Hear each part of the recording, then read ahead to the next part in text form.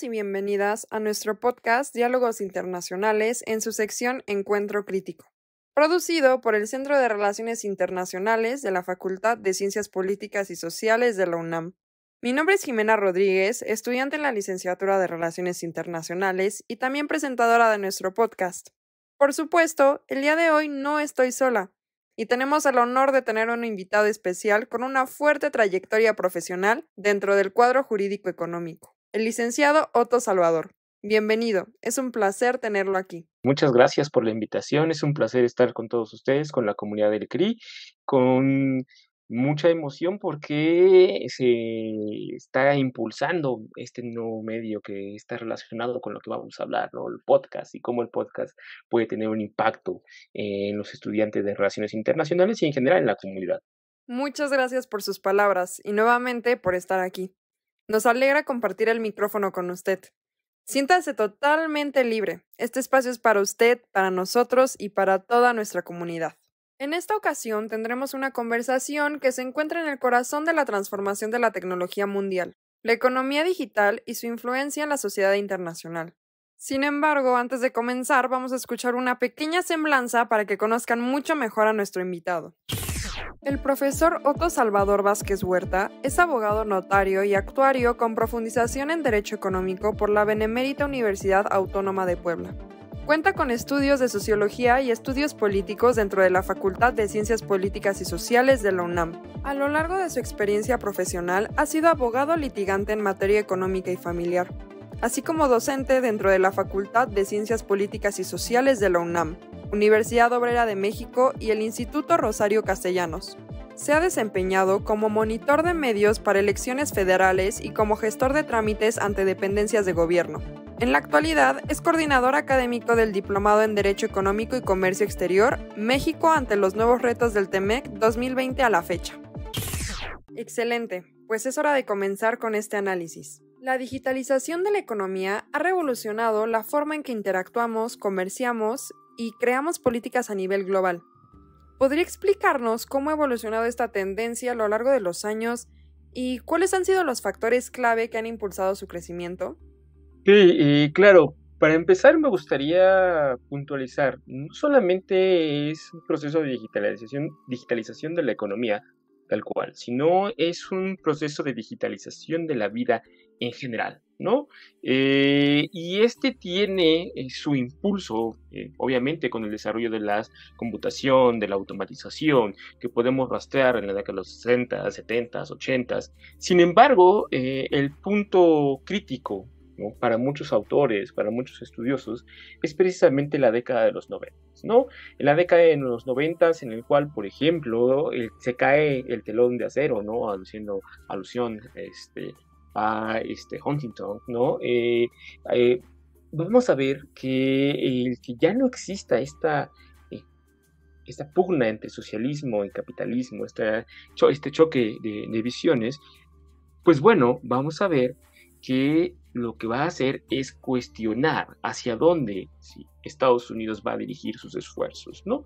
Esta idea de replantear cuál va a ser el nuevo proyecto, cuál va a ser el punto a seguir, o los puntos a seguir para el desarrollo de la economía estadounidense, y le encuentra, sí, muy bien Bill Clinton, decir, bueno, Estados Unidos tiene que dejar de ser una economía totalmente dedicada a la industrialización, tenemos que dar el siguiente paso, y el siguiente paso es dar una economía, o llegar a ser una economía de servicios.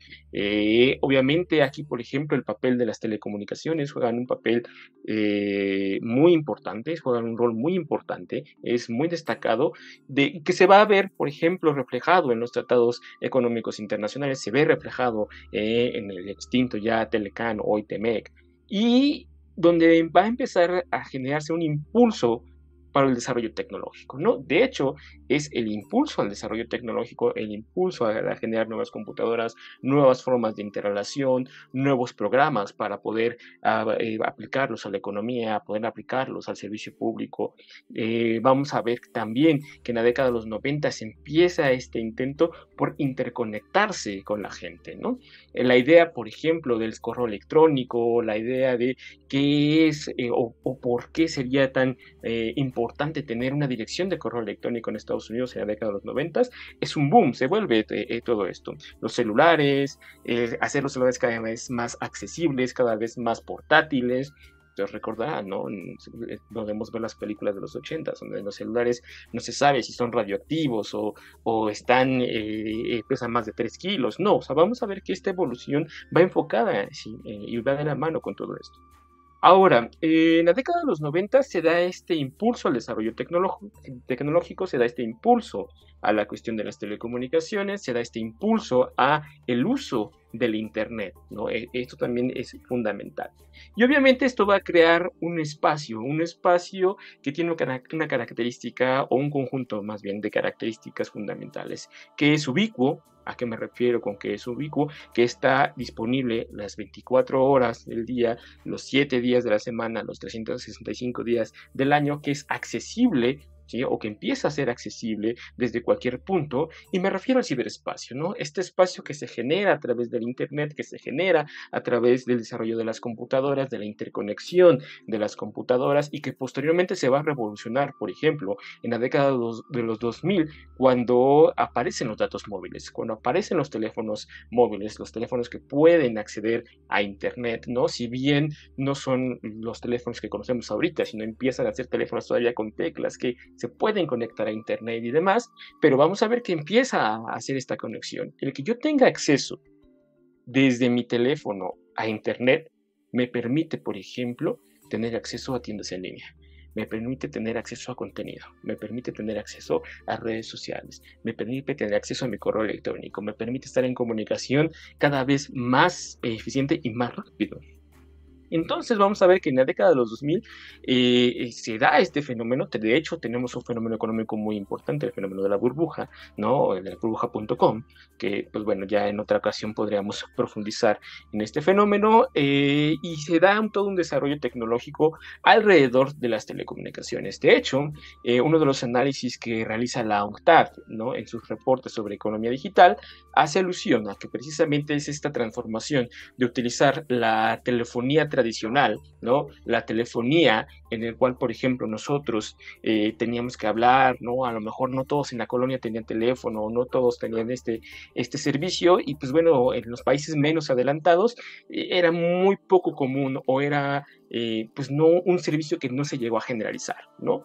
Pero de este servicio se migra a la cuestión de los datos móviles, se migra al celular, se migra a las tabletas, se migra a las computadoras, y entonces vamos a ver que se convierte en un servicio fundamental para los hogares, principalmente para los hogares que empiezan a tener un mejor nivel de vida en la década de los 90, en la década de los 2000, y que se vuelve también fundamental para ciertas actividades que, por ejemplo, tienen que ver o están relacionadas con la educación, la escuela. Suplimos el Encarta y empezamos a buscar las cosas en páginas de internet, en la oficina, ¿no? En los correos electrónicos institucionales, entre otras tantas cosas, ¿no?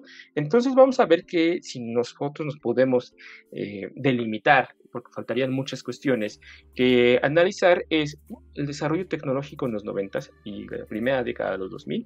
Dos, el uso de los datos móviles, ¿sí? Y obviamente el tercero y más cercano que podríamos abordar en un momento más, la pandemia. O sea, la pandemia fue fundamental para poder dar un impulso a la economía digital y una mayor adaptación de la gente y de los países menos adelantados que no tenían acceso a ciertas infraestructuras, se vieron obligadas a acceder a ellas o intentar acceder a ellas. Ahora bien, la economía digital ha traído consigo una serie de desafíos importantes. A partir de esto y de acuerdo con su punto de vista, ¿cuáles son algunas de las problemáticas o conflictos que se han generado a nivel internacional debido a esta transformación tecnológica? Para empezar, la brecha digital. La brecha digital entre los países que producen tecnología, los países desarrollados, los países que producen los microchips, que tienen la capacidad económica para invertir, por ejemplo, en inteligencia artificial, para invertir en el Internet de las cosas, que tienen la capacidad económica para que su población pueda tener cada vez más acceso a este tipo de servicios, ¿no? A este tipo de tecnología. Y por otra parte, la brecha digital de género se convierte en algo fundamental, ¿no? O sea, por una parte, la brecha digital entre estados que tienen acceso, ¿no? A la tecnología, que tienen acceso al servicio de Internet, que tienen acceso, si, por ejemplo, a el 5G, al 4G o otros que no pueden tener acceso a este tipo de tecnología. Y por otra parte, dentro de esta distinción, ¿sí? De la brecha digital, una brecha digital de género, ¿no? ¿Qué tanto, por ejemplo, la mujer participa en las actividades económicas? ¿Qué tanto se le reconoce su participación? ¿Qué tanto existen programas para incentivar a las mujeres en, ¿sí? Participar en la economía digital? Vamos a ver que en este caso un fenómeno posiblemente no sea muy local, pero que podemos observar en la Ciudad de México, ¿no? Y en otras partes del mundo seguramente, el fenómeno de las nenis, ¿no? El fenómeno en donde, por ejemplo, a través de las redes sociales, a través de Marketplace, de ahí de Facebook o de sus cuentas de Instagram, empiezan a vender productos y dejan, no, pues te entrego un punto intermedio. ¿Y dónde entregaba? Pues en el metro. Y de repente, pues que ya no podían entregar en el metro.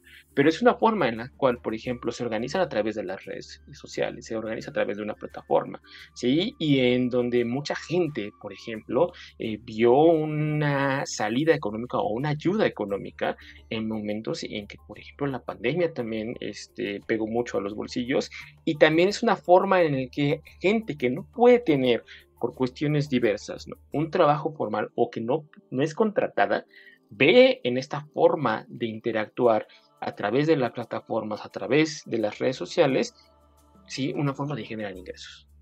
Eso es un punto. Ahora, ¿qué otra cuestión podemos tener? Ya tenemos la brecha digital entre los países, la brecha digital de género. También vamos a ver que uno de los desafíos es la privacidad, ¿no? Los datos. Eso es de los principales desafíos. ¿Qué tanto, por ejemplo, qué tanto de mis datos que son recolectados por las grandes empresas, ¿sí?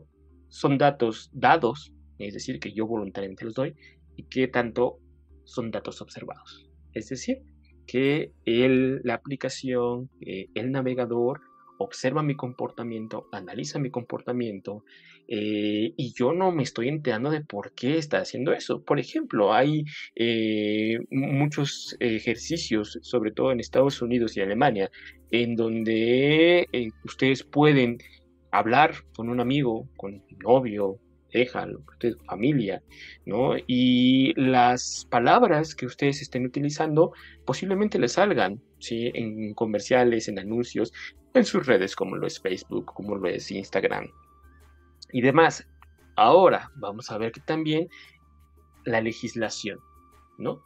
¿Qué tanto los estados han hecho para que estas empresas no estén lucrando con nuestros datos de la manera que lo están haciendo, no estén apropiándose de nuestros datos sin nuestro consentimiento y no estén usando indebidamente también nuestros datos, ¿no?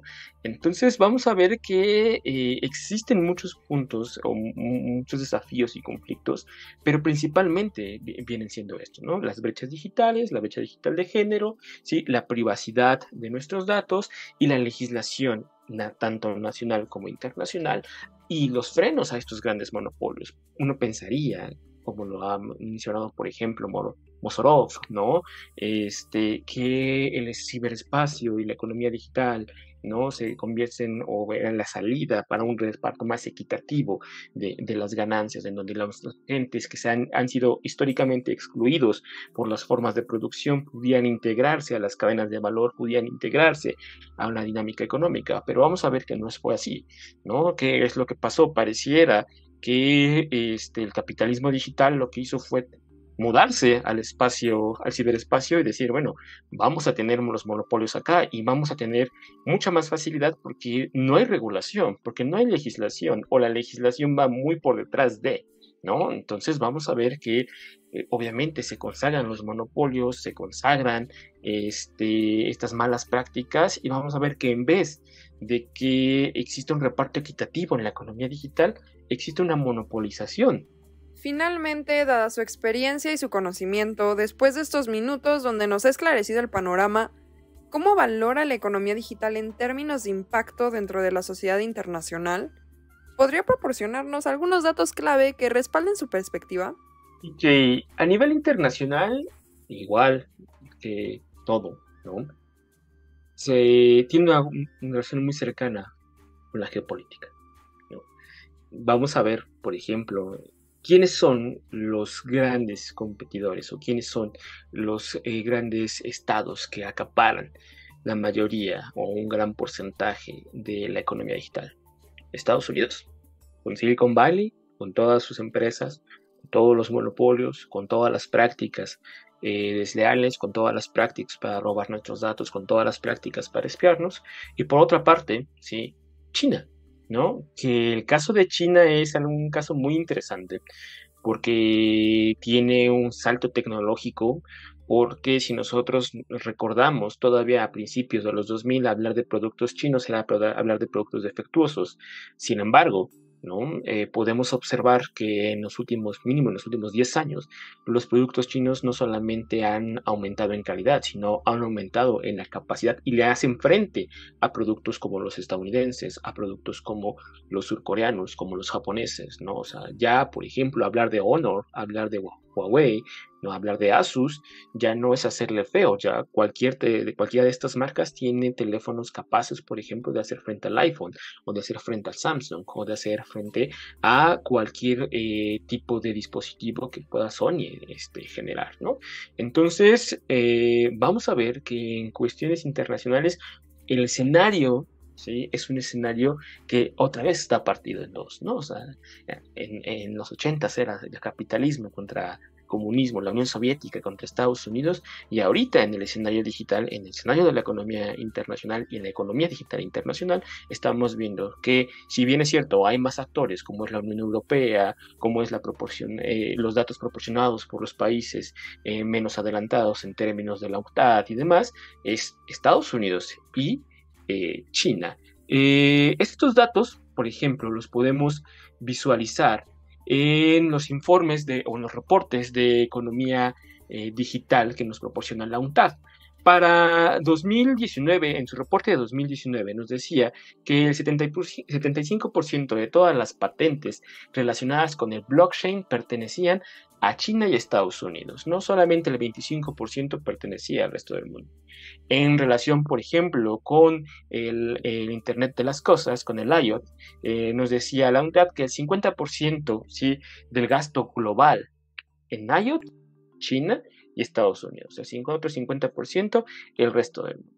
Y, por ejemplo, más del 75% del uso de la nube o del mercado de la nube, que son los drives, que son todos estos espacios que nos permiten almacenar cosas, procesarlas y demás, más del 75% se dividía entre Estados Unidos y China, ¿no? Menos del 25% restante, el resto del mundo. También una cosa que nos llamaba mucho la atención cuando analizábamos esto es que el 90% del mercado de la capitalización, del mercado global, perdón, de capitalización de plataformas, ¿no?, era entre Estados Unidos y China. ¿Esto qué quiere decir, no? Esto quiere decir que el 10% es el resto del mundo. Vamos a ver que aquí, ¿dónde queda, por ejemplo, el papel de la Unión Europea? O sea, si bien es cierto, es una agenda importante económicamente, sí, políticamente a nivel global, vamos a ver que, de acuerdo con estos reportes de la misma UNTAD, hay una fuerte división, ¿no? Y esta división es China y Estados Unidos.